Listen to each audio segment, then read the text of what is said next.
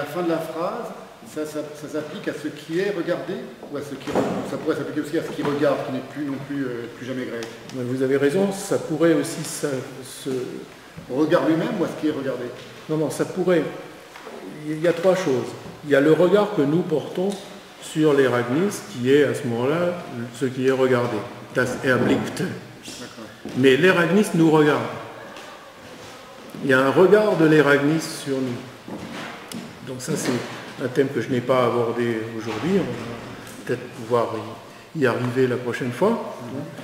L'idée, c'est que l'Eragnis nous regarde. Prenez-le à tous les sens du terme. Nous sommes sous le regard de l'Eragnis. Nous sommes sous l'aspect de l'Eragnis, même à notre insu. Nous sommes toujours dans le champ de vision de l'Eragnis.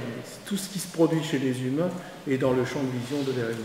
Alors non pas que l'Eragnis soit un Dieu omniscient qui aurait regard sur tout, et omniscience, mais il nous regarde au sens où, même en français, vous pouvez l'entendre, dans « cela nous regarde », « cela nous importe », cela dépend de nous. L'Eragnis, nous en dépendons, parce que dans chaque époque de l'Eragnis, tout vient sur nous selon les modalités de l'Eragnis.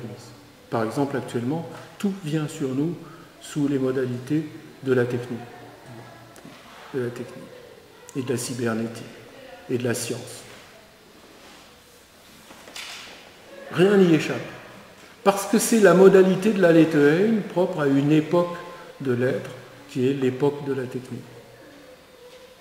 Donc, d'une certaine façon, nous voyons tous sous l'angle de la technique. Mais d'une certaine façon, c'est l'Eragnis qui voit toute chose pour nous sous l'angle de la technique et nous les fait voir ainsi. Car la technique est une modalité de l'Eragnis. C'est une manière dont l'événement a donné lieu à une dispensation de la vérité.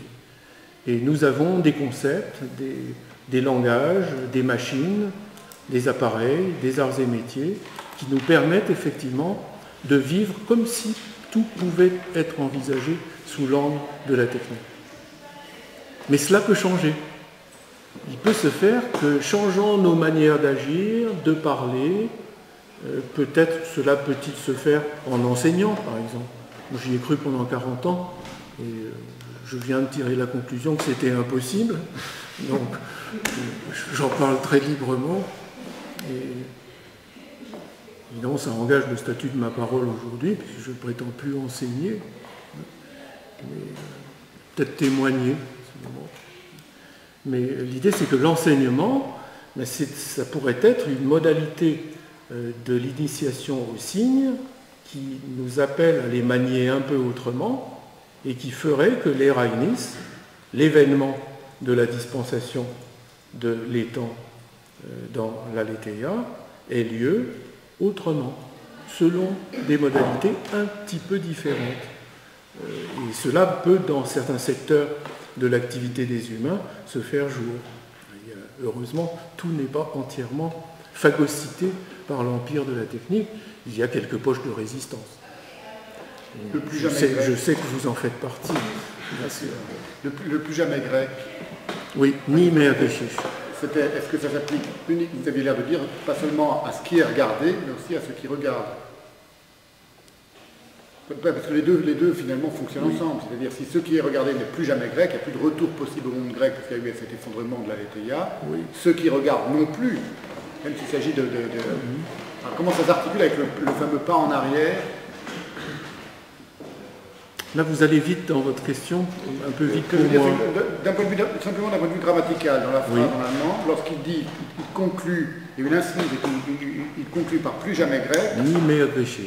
En français, on a l'impression que ça pourrait s'appliquer à la fois à ce qui est regardé et à ce qui regarde. Savoir le penseur. Oui, si je lis la phrase, vous voyez, ne l'est pourtant plus. Eu égard à ce qui est regardé, plus jamais grec. Alors, le regard ne sera plus jamais grec. C'est le regard. Eu égard à ce qui est regardé, le regard n'est donc plus jamais grec. Donc ça pourrait engager aussi bien le regard de l'Eragnis sur nous. Car d'une certaine façon, Heidegger le dit, nous l'avons vu au séminaire dans plusieurs séances, nous sommes les regardés de l'Eragnis.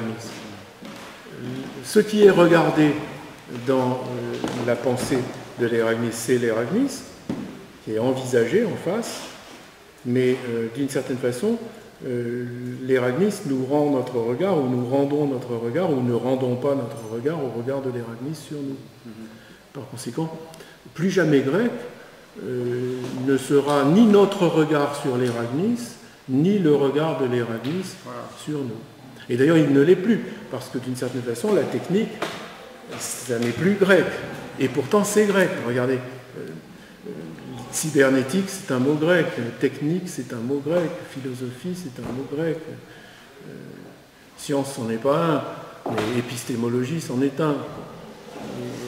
Et logique, c'en est un. Et mathématiques, c'en est un.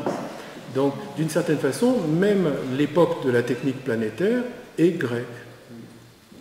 Et regarder l'époque de la technique planétaire comme le fait Heidegger, eu égard au commencement grec de la philosophie, c'est encore grec. Mais il faudrait pouvoir apprendre à voir l'Eragnis autrement que de manière grecque.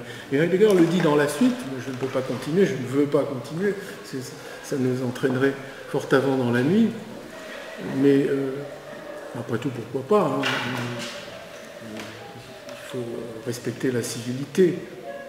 La pensée ne peut pas être sauvage entièrement, mais on pourrait aller jusqu'à dire que ce que va dire aussitôt après Heidegger, quand il en est là, c'est si nous avons à parler de l'Eragnis, nous ne pouvons plus le faire dans un langage grec.